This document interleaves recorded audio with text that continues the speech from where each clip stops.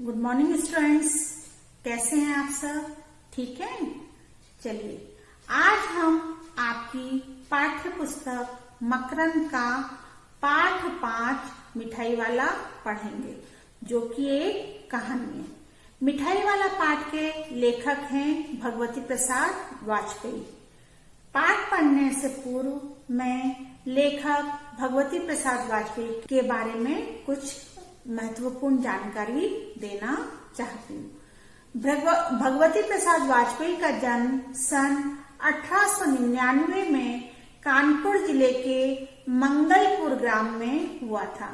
Middle तक स्कूली शिक्षा प्राप्त कर आप गांव के ही प्राइमरी स्कूल में अध्यापन कार्य करने लगे। वाजपेयी जी ने लेखन कार्य सन 1920 ईस्वी के आसपास से प्रारंभ होता है। आपका मुख्य प्रदय कथा साहित्य के क्षेत्र में रहा है। भगवती प्रसाद जी ने सामाजिक उद्देश्यों की अपेक्षा मध्यम वर्गीय मन के विविध ऊहापोह उपस्थित किए हैं। आपकी कृतियों में प्रेम पथ, मीठी चुटकी, लालिमा, मधुर पद, ओस की बूंदें उल्लेखनीय हैं। केंद्रीय भाव, मिठाई वाला एक चरित्र प्रधान मनोवैज्ञानिक कहानी है। अपने दिवंगत सुकुमार पुत्रों की स्मृतियों में भटकते हुए एक ऐसे पिता की कहानी है जो संसार के बच्चों में अपने शिशुओं की झलक पाकर आत्म तृप्ति प्राप्त कर लेता है। वात्सल्य भाव की केंद्रीयता को उजागर करती है। इस कहानी में अद्भुत समर्पणशीलता का भाव है। अपने अभावों की पूर्ति वैश्विक भावना से ओतप्रोत होकर भी की जा सकती है। कहानी में निहित यह संदेश समष्टि भावना का द्योतक है। अब है आपकी कहानी मिठाई वाला। बच्चों को बहलाने वाला खिलौने वाला आ गया। यह आवाज जब शहर की गलियों में गूंजती है तो सभी बच्चे अपनी अपनी माताओं को लेकर बाहर आते हैं और वे खिलौने वाले को चारों ओर से घेर लेते हैं। तब खिलौने वाला कहता है कि रुको, मुझे एक जगह बैठने दो, मैं सभी को सब खिलौने दूंगा। तो कोई कुछ गाड़ी मांगता है, तो कोई कार मांगता है, कोई जोकर मांगता है। ऐसे सब बच्चे अपनी अपनी माताओं को लेकर खिलौने लेने की जिद करते हैं और खिलौने वाला सब बच्चों की फरमाइशों को पूरा करते हुए एक एक को उनकी इच्छा अनुसार चीजें देता है।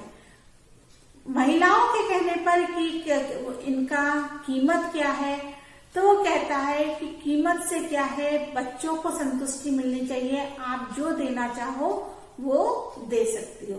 तो किसी को 1 पैसे में, तो किसी को 2 पैसे में संतुष्ट करता हुआ खिलौने वाला सब बच्चों की इच्छाओं को पूरा करता है।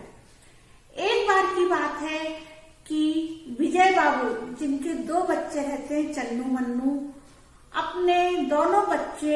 उनके दोनों बच्चे छोटे छोटे खिलौने पाकर अत्यंत ही खुश हो जाते हैं और वे घर में उन खिलौनों से खेलते हैं।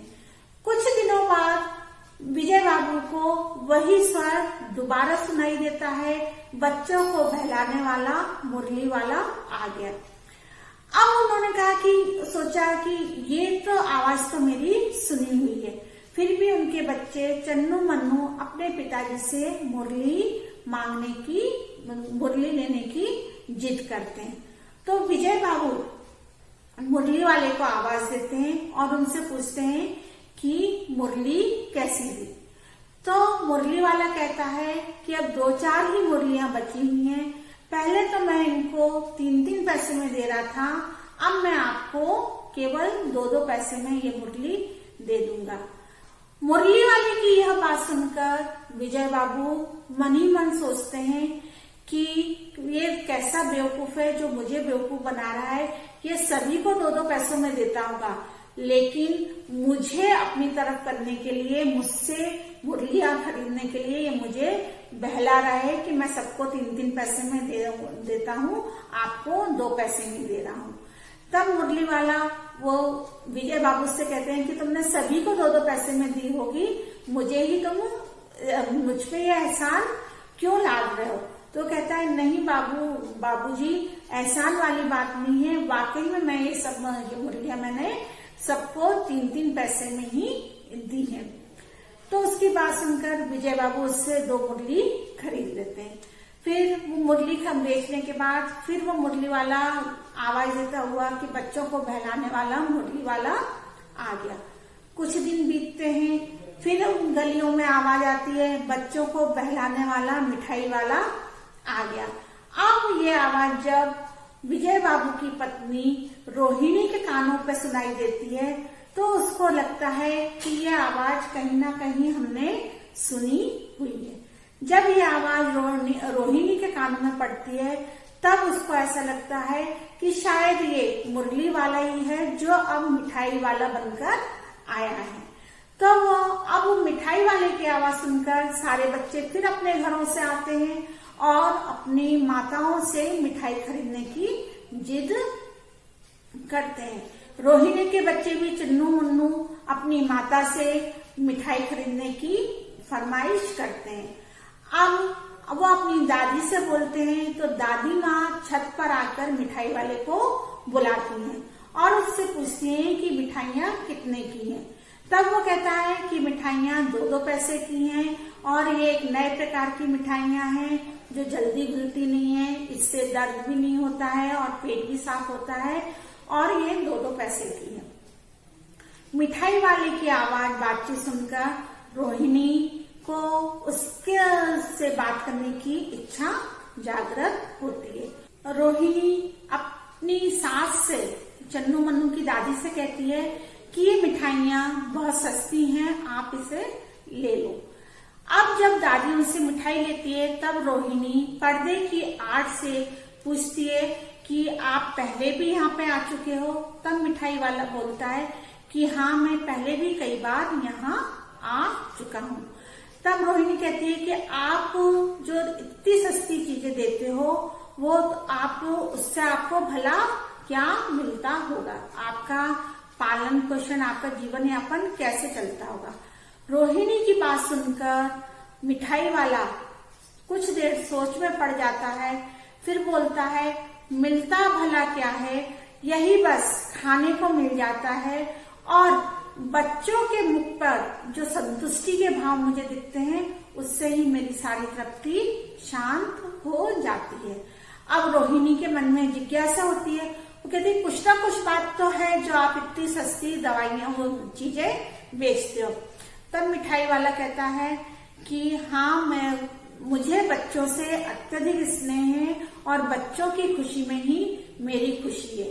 फिर वो अपने बारे में बताता है कि किसी समय में वह भी एक बहुत ही संपन्न परिवार का था, बहुत ही अच्छा था, खाने पीने की कोई कमी नहीं थी, पत्नी भी उसकी बहुत सुंदर थी, 2 बच्चे थे, लेकिन अकाल पड़ा और रोहिणी के बार बार आग्रह करने पर मिठाई वाला अपने बारे में बताता है कि मैं भी अपने नगर का प्रतिष्ठित व्यक्ति था, मेरे पास भी धन संपत्ति वैभव सब थे, मेरी खूबसूरत पत्नी थी, 2 बच्चे थे, लेकिन समय की गति, समय ने उन्हें मुझसे जुदा कर दिया, मुझसे छीन लिया।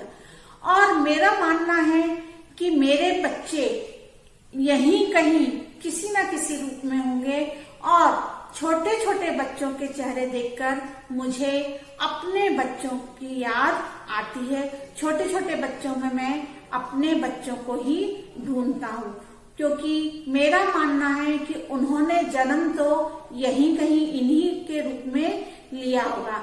इसलिए बच्चों को देखकर मुझे अत्यंत ही संतुष्टि मिलती है और मैं अपने सारे दुख दर्द भूल जाता हूँ।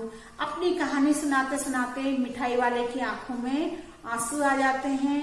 रोहिणी उसको मिठाई के लिए पैसे देती है तो वो रोहिणी से बोलता है, अत्यंत ही भावपूर्ण होकर वो बोलता है कि अब मैं ये पैसे आपसे नहीं ले पाऊंगा, ये मेरी तरफ से बच्चों को खिला देना। और ऐसा कहते हुए वह अपनी भरी हुई आवाज में फिर से बोलता हुआ बच्चों को बहलाने वाला मिठाई वाला आ गया और रोहिणी और दादी उसको जाते हुए देखती हैं।